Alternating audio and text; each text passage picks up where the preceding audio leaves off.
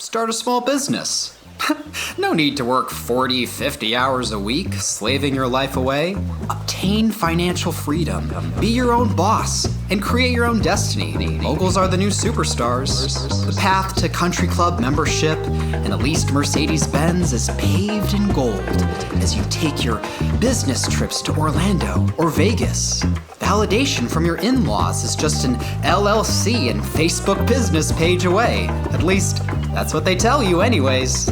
Through social media, websites, and targeted ads, you're sold an image. Small business owners seem to walk on water. You'd think you're the last person on earth working a regular job with a regular boss. But there's trouble in paradise, and its name is in over your head. People start looking to start their own business, don't know what they don't know. But that's why we started our Small Business Confidential podcast, to share what we've learned from years of experience. There's not a lot of people in on this, so remember, dear podcast listeners, you heard it here first, off the record, on the QT, and very hush-hush. Hi, everybody. This is Mike Riley. I've got Amari here in Brook, part of our Small Business Confidential. We're going to talk about a phrase that I developed about 30 years ago, which is the 2% Club, which are those handful of customers throughout the year that give you 98% of your headaches. And how do you recognize it? What do you do about it?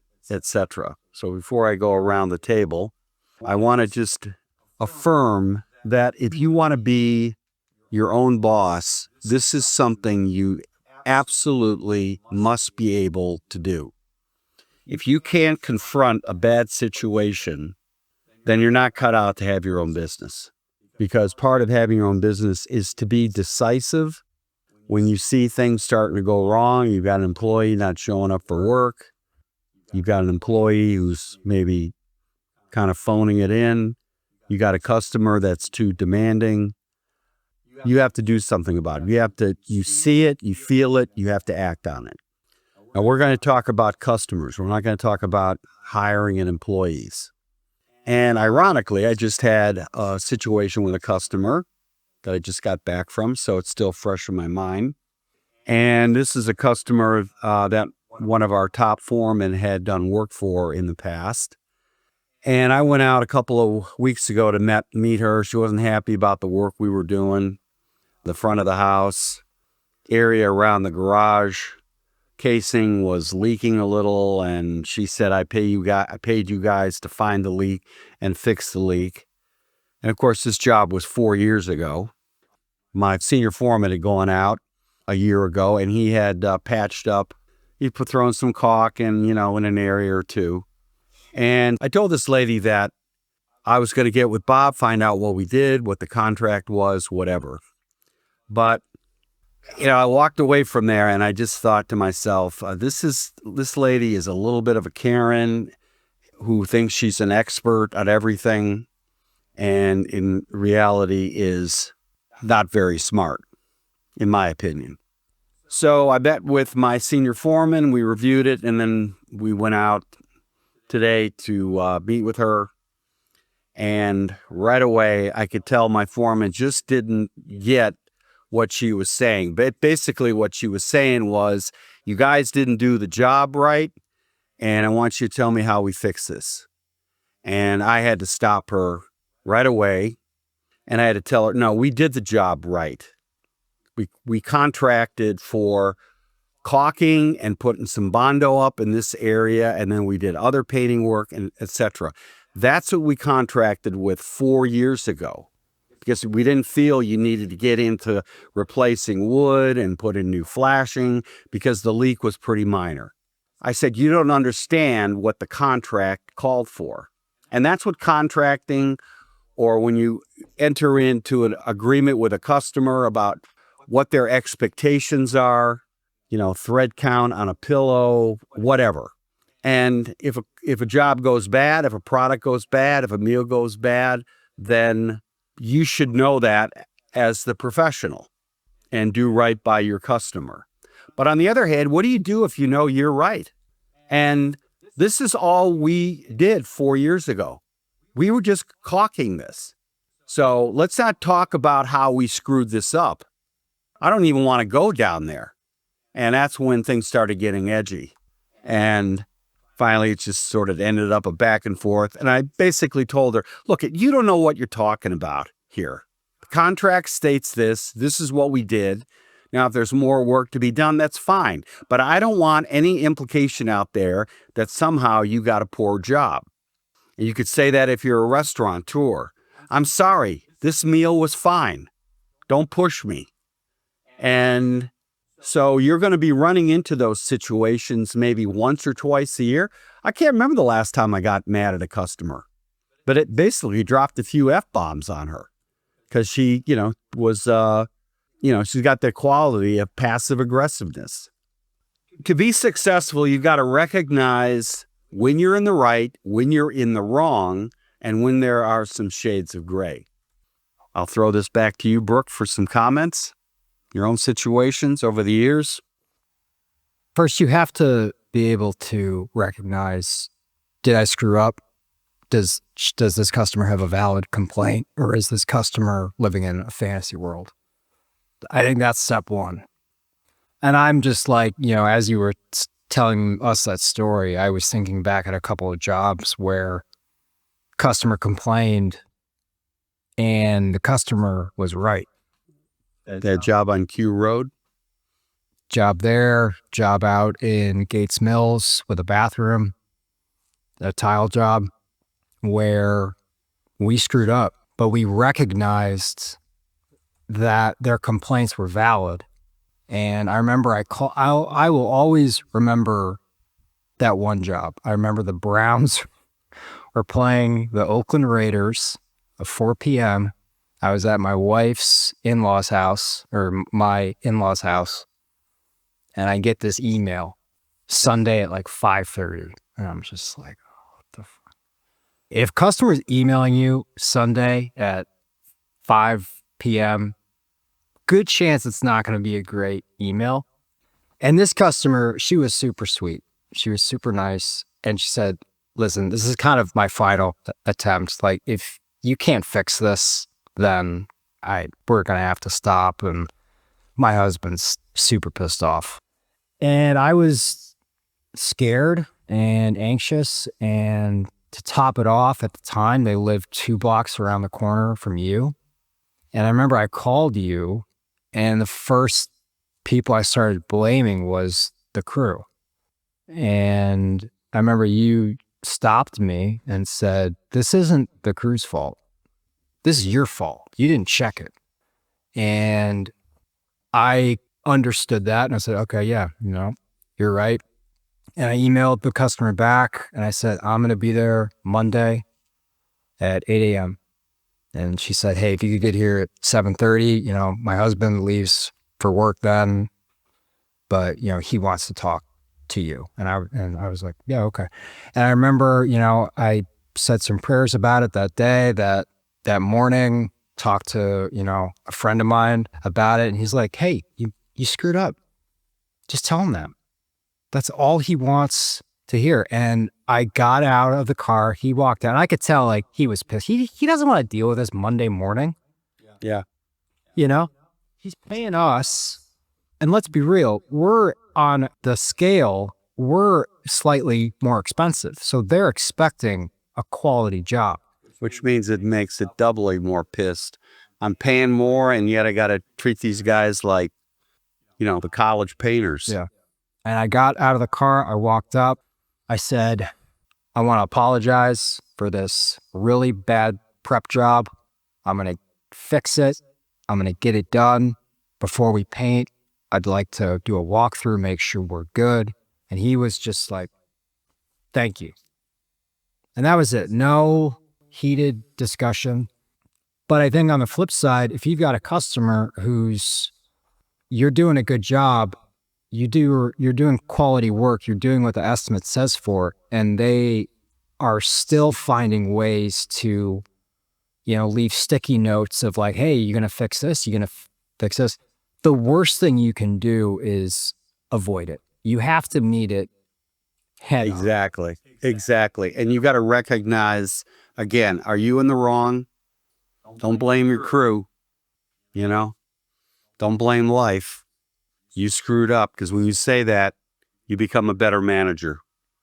But my famous sticky note customer 30 years ago, in fact, if I ever run into that lady again, it won't be pretty. I'm going to call her shit out. But at the time, 30 years ago, we were doing an inside job, and we had Denise's crew. She hadn't worked with us in 25 years. Denise was as good as they come. And I'll never forget walking into the living room and dining room. This lady must have had 100 Post-it notes. And this lady owed us $2,000. Was still outstanding. So I figured I made the critical mistake. I was at the crossroads where I could have simply said, this is over the top. Your standards are beyond high. They're absurd. That's what I should have said. Instead, I said, all right, Denise, let's go through this, and blah, blah, blah. So they probably spent a full crew day there going through that, took sticky notes, were done. And guess what? She didn't pass. Can you believe that? She didn't pass because she felt she had gone through all the aggravation. So guess who's going to get an earful if I ever bump into her at the grocery store? You frickin' robbed me $2,000. Because what I should have done, and you know what? That moment came up 10 years later. I'll never forget it. 10 years later. See, this is what happens when you remember those cases. You refer to them, how I managed, how I didn't manage, how I phoned it in as a manager, how I didn't check the work. I'm flying around doing 6 different things, but I'm not doing the thing that I need to do, which is watch my crew, maintain the quality. But 10 years later, there she was again in another person, lady. And this was funny. She had 2 back bedrooms in her house. It was one of these big Cleveland Heights houses. It's up by Severance. I think it was on Oakwood Road. And she had spent 6 months doing this 1 bedroom. That should have told me something right there. Probably had 4 coats of paint on it. And she was tired. She had to get it finished. Grandson's coming, trying to get the nursery done. So we rolled in there, and 2-coat job. Got it done in, professionally. One of our top crews there. Got it done in like 3 days, as opposed to 6 months. And then she called, and we had that conversation about the quality of the work. I'm just not happy with the quality of the work. And I looked at her, I said, your standards are not what we signed up for. Your standards. You're not a professional. You're an artist amateur. We'll spend 6 months gilding the lily. I just laid into her, not yelling. Husband's there, and her husband got it. I mean, he was looking at me like, thank you. And I just said, no way. No way. Now, if you want to pay me by the hour to do what you did, it'd be a $10,000 job as opposed to a $3,000 job. And you could just go to your heart's content. We'll sand, resand, coat, sand the new coat, put another coat on, lacquer it up, 4 coats, 5 coats, $10,000. Great. But you can't have it both ways. You can't have, this is what I want to spend to get it done, and then demand these kind of standards. The common trait of a 2% club member, they have no awareness. They're not aware of cost to contract to estimate. They just think one job is one job. It's like going to a diner and expect a 6-course tasting menu. It doesn't work that way. And yet they just think, well, and they use this expression that used to tie me up in knots 40 years ago. Aren't you proud of your work?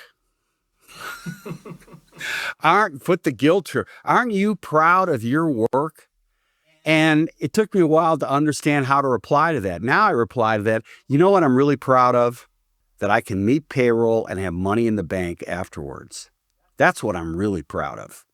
Because guess what? I'm a pro. I'm a contractor. You tell me the kind of job you want. You want to just clean it up, get it ready to sell? You just want this? Do you want that? Tell me the type of car you want. Do you want the Corolla or do you want the Avalon? Right? You tell me what you want. I'll tell you what the price is. But you have to think along those lines. And if you don't want to think like that, you're always going to be disappointed in the marketplace because you're going to want to spend Corolla money, yet you're going to be disappointed because you didn't get the Avalon. I had one lady, I'd work for her all the time. I wish every customer was like her. She was one of Bob's customers. And she says, well, I got champagne taste, but I'm on a hillbilly budget. And I thought to myself, thank you. Thank you. It's like going to a restaurant. I mean, some of the restaurants we go to in town, L'Albatross, GG's, whatever. I mean, we're regulars there. They love taking care of us. You know why? Because we're not dicks. You know, if I need to go up and, hey, need that wine here, let's get that, let's get this. I understand. You're slammed. Whatever. I'll try to help them out. Let's get the order in. Whatever, but there's some empathy. And the best relationships is always when the empathy meter is up on both ends, the customer and the contractor, the customer or the proprietor. What's reasonable? Put yourselves in their shoes. And that's what works. So if you want to sniff out a 2% club member, just see where the empathy meter is. Okay? And the other thing to keep in mind, now this is the most important thing, they are not going to be happy regardless of what you do. Right? They're not going to be happy because they're going to be bringing up this bullshit like this 100 Post-it lady who stiffed me out of 2,000. We went ahead and did this and she still wasn't happy. And on top of that, she stiffed me. Okay? So I'd rather have that money and have her unhappy rather than have no money and she's still unhappy, right? Go ahead, Brooke, back to you. Any other bad stories coming to mind?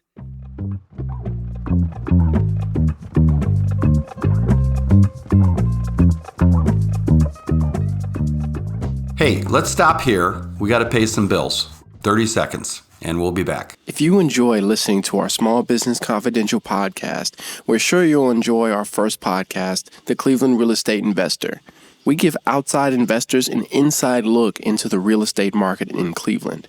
Cleveland has been on the rise, and investors from all over see those cheap prices and salivate. Our job is to educate those investors and steer them in the right direction with several years of experience of how to do it right and many examples of how to do it wrong. Find the Cleveland Real Estate Investor podcast on any app you listen to your podcast today.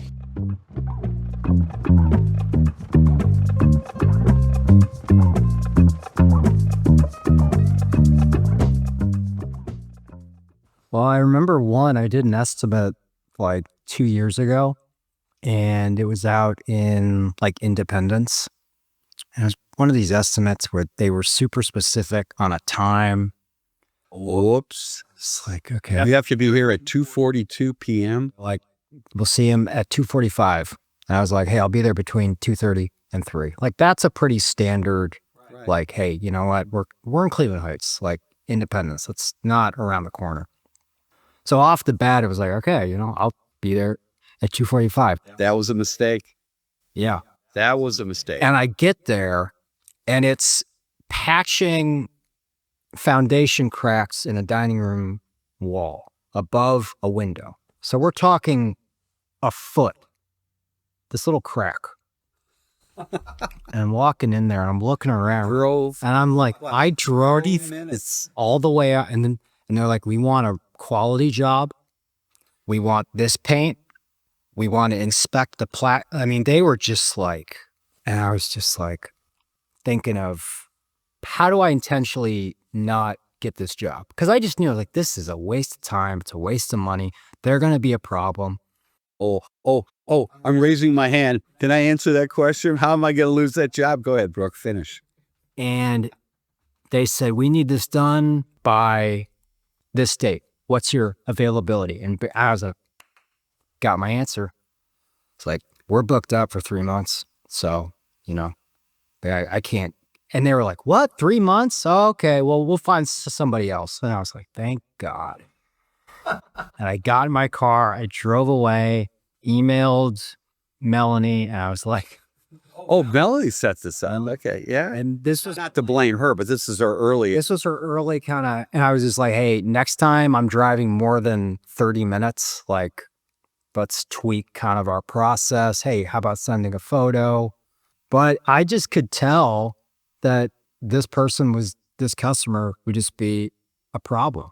Yeah. Well, some of the things that early in my career, Brooke, I had a lot of those type of jobs.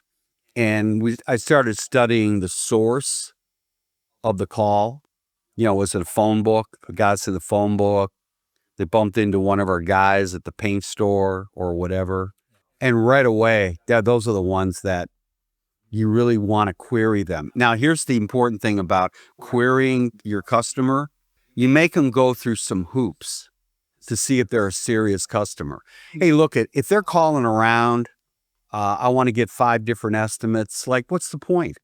Meanwhile, you've got your repeat customer that they call a couple times in the year, literally a couple times during the year, because folks, Riley Painting and Contracting it's a painting company, but we do everything connected to contracting, plumbing, electrical, whatever. So we're going to have customers call us, gutter cleaning in the spring, gutter cleaning in the fall, some plumbing repair. Maybe they just had some storm damage. So they literally may have some customer calls 3, 4, 5 times, right? Okay.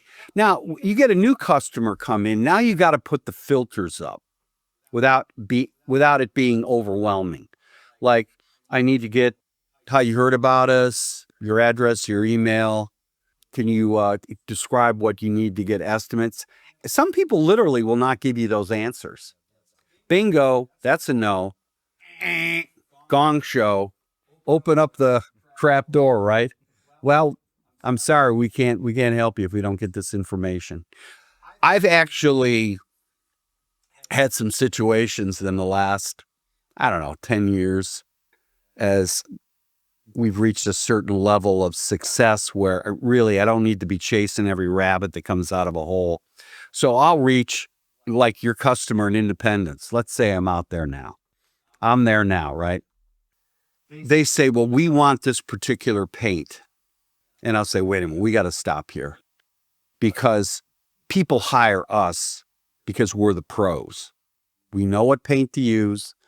We do a good job. We know what you're doing. It's like you going to your surgeon and telling them what kind of stitches do you want to put in, right? Now, I'm sure there are a lot of people out there that you're going to have to micromanage and direct, and it will be reflected in the price they charge you. And you're going to be prepared to be the foreman. Get them the paint, make sure they show up, make sure they clean up. You're going to be hovering. At this point in our career, we don't work that way. Now, they're already saying, I don't want to work with this guy. And they don't want to even hire me. They don't even want to see the number, right? Because they know, no, that's not what I want. But that could all be explored on the front end when the call first comes in, right? That's the trick. How do you filter out the people that you don't even want to waste your time going out there? Now, here's another thing that's going to startle everybody who is maybe in the contracting work. We actually charge for estimates now. Think about that. There's no free estimates for people will call us for a point of sale. They're getting ready to sell. They need to get an estimate for repairs. And I remember talking to somebody a couple years ago, and they're like, wait a minute, I thought this was a free estimate. I said, you're not looking for an estimate. You're looking for a piece of paper, right? Yeah, I did that for a realtor once. I got sucked in. They're like, I got this big job, big interior job. I'm selling it. I go out and it's okay. Here you go. Worked with her twice in the past. I thought a done deal. And she was like, okay, yep, it's too expensive. Thanks anyway. I was like, okay, that was weird. 2 weeks later, she's like, I need an estimate to paint the outside of the house. And I was like, send me some photos. I don't have time. And she was like, what are you talking about? And I was like, why? I'm not going to get this job. You just needed to submit it to the city, right? And she was like, well, yeah. And I was like, well, then what the hell? Like, Right. Our time is money. yeah. Time is money. And listen, people, small business confidential listeners who want to be successful, every minute you spend better be adding value to your bank account. Every minute. It's not just selling the job, it's also protecting yourself against wasting your time. So, yeah, we have some jobs where, hey, I need you to come out with a 40-foot ladder and find the leak in the house. $500. Bring the ladder out. 2-man crew. We bring the ladder. We'll bring the drone. We'll take photos. This is what it is. And there's this pause, and I go, I got to pay for an estimate. This is not an estimate. Again, you're teaching the marketplace. And you know what the marketplace is teaching them? They can't get anybody out to look at a leak. So there's this pause. I can hear the gears in the head through the phone. And they're thinking to themselves, okay, I guess that's what the market is. I got to pay for this consultation. Now, to take the sting out of it, I explained to them, look, you're not going to get anybody out to find a leak at no charge. Okay? Accept that. All right? And again, you're going to have some people can read through the Google reviews for Riley Painting and Contracting. I'm sure the lady I just dropped a few F-bombs today. I already see that incoming missiles coming to our Google rating. Okay.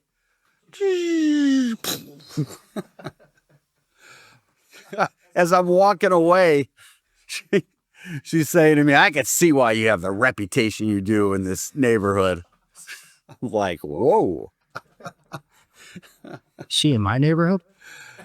Yeah, a couple blocks away. Whatever. Yeah. Yeah, but I'm sorry, folks. If you've been regular listeners here, you know I am kind of a bomb thrower. The bull in the china shop. The guy that comes to the nonprofit meetings and basically looks at all the people that are volunteering their time to show up and basically get nothing done. I'm the kind of person that would actually have the temerity to say that. But you know what? Again, you need to have that quality. If you're going to be captaining your own ship, having your own business, you have to be able to do that. And trust me, having your own business means there will always be a portion of the population that'll think you're an asshole. It just goes with the territory. Now, hopefully it's not 50%. Maybe it's 2%. Because you're going to read those Google reviews of Riley Painting and Contract. You're going to see a lot of 5-star, 5-star, 5-star, and then you're going to see that 1-star. And that's that 2% club member who basically got yelled at by me. Like, back off. You don't know what you're talking about. And here's the last point I want to make about this. And then final thoughts, Brook. I kept thinking to myself, well, maybe I should have my senior foreman just handle this. Stay out of that. The problem is, it's not going to go away. She's still going to think. She's still going to be unhappy. She's still going to be unhappy. Now, maybe he could have pulled a rabbit out of the hat, but I don't think he really recognized what she was expecting, which was, we wrote a contract to caulk, right? Because it didn't seem that bad. Okay, 4 years later, it's not falling apart. It's a little warped. Okay, do you want to go for the implant? Or do you want to go for filling the cavities? That's the nature of contracting. You want to get the 10-course tasting menu with the wine pairing, or do you want to just get some burger, fries, and a salad? All right, what is the level here? And I don't think my senior foreman, as good as he is, would have recognized that she's asking for the Avalon, the tasting menu, which was not in the scope of the work. Go ahead, Brook, final thoughts. I think others because of very good, like kind of the like Sharon's is, can go to citizen. I did a good job. I did about the best I ever tried. This person's just crazy. Nothing I can do about it. And if in the back of your mind you think, you know what, I think the customer's right, we didn't do a good job, then that's all you need to say. Right. And if they're a good person, they're gonna, say, hey, I appreciate it. Just please try to get this done. And that's 98% of your customers. Yeah. Look, like the guy you met at 7:30, that's the last thing he wants. Yeah. Right? To have an argument with a contractor. He's probably had a sleepless night like you have. Oh, shit, I got to deal with this. Okay, we'll end on that note. We'll pick it up with another fun-filled topic next week. All right, thanks, Amari. Thanks, Brook. All right. Thank you.